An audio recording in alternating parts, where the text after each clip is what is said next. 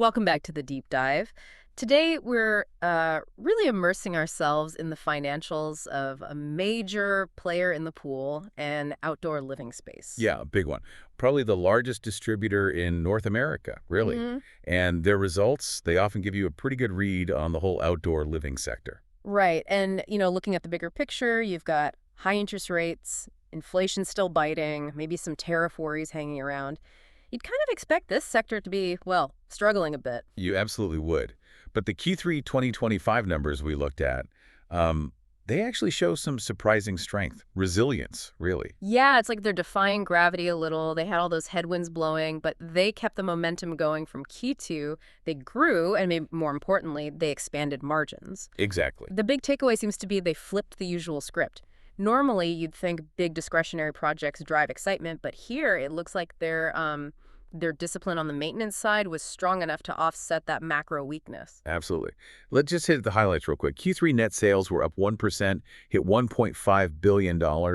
Okay, modest growth, but growth nonetheless. Right. And gross margin up 50 basis points. That's 0.5% to 29.6%. That's solid margin expansion in this climate. It is. And diluted EPS, that rose 4% to $3.40. So our job today really is to unpack how they pulled off this stability. It seems like it comes down to, well, leaning hard on that steady maintenance demand and really cashing in on smart investments in tech and their own private brands. Okay, so stability despite the headwinds. Let's maybe zero in on those external challenges first. You mentioned borrowing rates. That seems huge for big ticket items like pools. Oh, definitely. If you're thinking about a brand new pool or a major backyard makeover, a lot of folks look at financing, often, home equity lines of credit, HELCs. And those rates are up. They are. And that cost, it's not just financial, it's psychological too. Management basically said, look, overall industry permits for new pools were down mid-single digits through August, and they think it's going to take borrowing rates coming down more to really get potential first-time pool owners excited about dropping, tens of thousands of dollars. Things are stabilizing, maybe, but the urge to splurge isn't quite there yet. But, okay, here's something interesting from the materials we looked at. Even with industry permits down, this company's new pool construction sales did better than the permit data suggested. What's that tell you? Yeah, that points pretty clearly to market share gains, right? Yeah. They're taking business from smaller competitors, even when the overall pie is shrinking a little. So they're winning in a tough market. Exactly. And it also reinforces what they said about remodels. People are being careful. It's more about fixing what's broken, the essential stuff, or maybe smaller targeted upgrades, not those huge renovations that need you to tap into expensive home equity. So if it's really about needs, not wants right now, does that make the service quality for the pools already out there even more critical? I mean, that existing base must be churning out a lot of revenue. It is. And you can kind of see that reflected in the geographic differences in sales. Florida was actually their strongest area, up 1% growth. They lead the U.S. in new builds anyway, so maybe less surprising there. Makes sense. Year-round swimming. Right. Texas was flat year over year, but, and this is important, they saw things getting better month by month through Q2 and into Q3. Sequential improvement. Okay, so a positive trend there at least. Where was it weaker? Mostly out west. California and Arizona both down 3%. California had some specific issues in areas hit by wildfires, which slowed things down. Arizona just saw permits decelerating. And internationally? Europe looked okay on the surface, up 6% in U.S. dollars, but adjust for currency, and it was actually down 1% locally. Seems like a political uncertainty, consumer confidence issues, especially in France, were weighing things down. Okay, right. So that's a tough environment they're operating in. How did they manage to protect the bottom line, even grow it slightly? That 50 basis point margin gain, they clearly weren't just waiting for rates to drop. What were they doing internally? Well, the sources pointed to three main things working together. Favorable pricing was one. Okay. Supply chain improvements was another. And the third was the growth of their private label brands. On pricing, they got about a 3% benefit, mostly from passing along vendor increases from earlier in the year. But it's how these things work together, right? That seems key. Exactly. Their own private label products just naturally have better margins, Mm. and their supply chain efforts, they mentioned using AI tools to manage inventory better that helped cut costs. Ah, okay. So that combination gave them a bit of a structural edge to let them push those price increases through without, losing too much business. That makes sense. I thought the building materials part was interesting too, up Mm. 4%. First time that segment's grown since what, Q3 2022? Yeah, that really backs up the story about targeted remodels and gaining share. People might not be building huge new patios, but they're fixing tiles or maybe redoing pool finishes. Mm-hmm. And they made a point of highlighting a rebrand NPT, which used to be National Pool Tile, is now National Pool Trends. It sounds like marketing, but it's strategic. They want to offer the whole package tile, finish, decking, competing more broadly for that backyard transformation dollar. Expanding their playground, basically. Pretty much. It significantly increases their potential market size. Okay. What about equipment? Also up 4%. Hmm. If new builds were soft, that growth wasn't coming from first-time installation. Precisely. It was mostly price increases plus that steady drumbeat of replacements.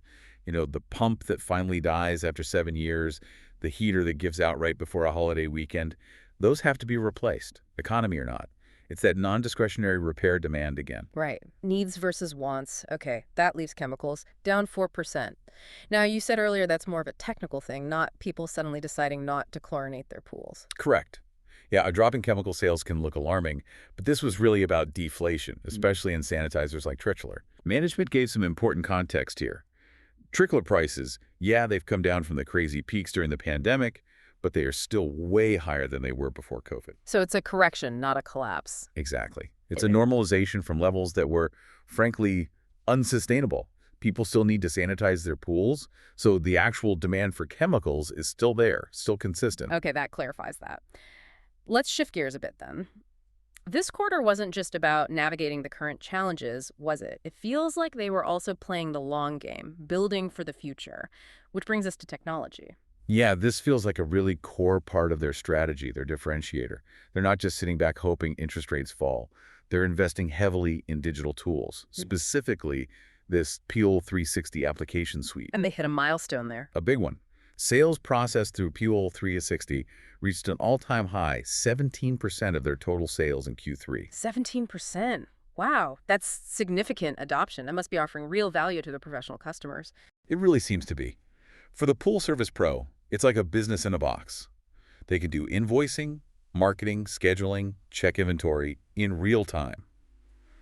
Basically run their operations through it. That saves them time, presumably. Admin time they're not getting paid for. Exactly. Less time doing paperwork, more time servicing pools. That's a huge win for those guys. And are they doing anything on the homeowner side with tech? Trying to make things easier there, too? They are. They have this app for homeowners that works with their own branded test strips. Riedel, Easy Chlor. You test your water, scan the strip with your phone, Right. and the app gives you a specific recipe of chemicals needed to balance the water, pointing you to the products. Makes water chemistry less intimidating for the average pool owner. That's pretty smart. And even at their sales centers, they rolled out new counter apps for faster checkouts, tap to pay outside, anything to save those busy contractors time. Time is money for them. It sounds really integrated. But I wonder, does pushing so hard on digital risk, leaving behind some of the, older school pros who maybe aren't as tech savvy? Did they talk about that? They kind of touched on it. Their view seems to be that driving digital adoption, especially with their larger growing customers, creates stickiness. It makes those customers more loyal and, frankly, they tend to grow faster. So it's a strategic bet on where the growth is coming from. Yeah. Management sounded pretty confident, saying they think getting to 25% or even 30% adoption is absolutely achievable. And they see this tech innovation as a way to combat price fatigue. Ah, okay. Explain that link. Well, if chemical prices are still relatively high, even after some deflation, you need to offer more value. New technology that makes pool care easier or running a business more efficient helps justify the ongoing costs for both the contractor and the end homeowner. It adds value beyond just the basic product. Got it. And just quickly, they didn't stop expanding physically either, did they? Still opening new locations? Nope, still growing the network. They opened 6 new sales centers so far this year, aiming for 8 to 10 total for 2025. And their franchise network, Pinch a Penny, added another store, bringing them up to 303 locations. It's tech and footprint. Okay, comprehensive approach. So let's bring back to the financials. What's the wrap-up for the year look like based on this? What's the guidance? They basically held firm on their full year 2025 outlook, expecting sales to end up somewhere between relatively flat and slightly up for the whole year. Okay. And they confirmed that diluted EPS guidance range $10.81 to $11.31. For Q4 specifically, they're forecasting sales also flat to slightly up. They think the pricing benefits they're still getting will mostly cancel out a tough comparison from last year. What was the comparison? They had about a 1% sales boost in Q4 last year because of hurricane-related activity, which obviously they don't expect to repeat. Weather in the fall is always a bit of a wild card too, of course. Right. And even with things being a bit tight, they're still sending cash back to shareholders. Oh, yeah. Very focused on that. Through the first 3 quarters, they spent, let's see, $163.9 million buying back shares and paid out $138.7 million in dividends. Wow. Okay. That's a strong signal of confidence from management, isn't it? It really is. They seem very secure in their long-term view. Hmm. The fundamental idea that people still really want pools and that the investments they're making internally, the tech, the private brands, the network, give them a strong competitive edge, regardless of the short-term economy. Okay, so let's try and synthesize this for you, the listener. What's the big picture here from Q3? It seems the pool industry, or at least this major player, showed impressive resilience. How? By really doubling down on the essentials. Right. Focusing on that high-margin maintenance business, using smart pricing strategies, and pushing their own private label products. Mm. That combo helped make up for the slowdown in big discretionary projects caused by those high borrowing rates, those HELOC costs. And it feels like the path forward is becoming less about just waiting for rates to drop. Yeah, much less. It's more about these internal strengths they're building. We talked about Peel 360 hitting 17% adoption. That's not trivial. That technology is clearly working, making them stickier with their customers and changing how the whole supply chain operates. Which leads us to maybe a final thought for you to chew on. We saw this massive investment in tech like Peel 360 really paying off, hitting 17% of sales.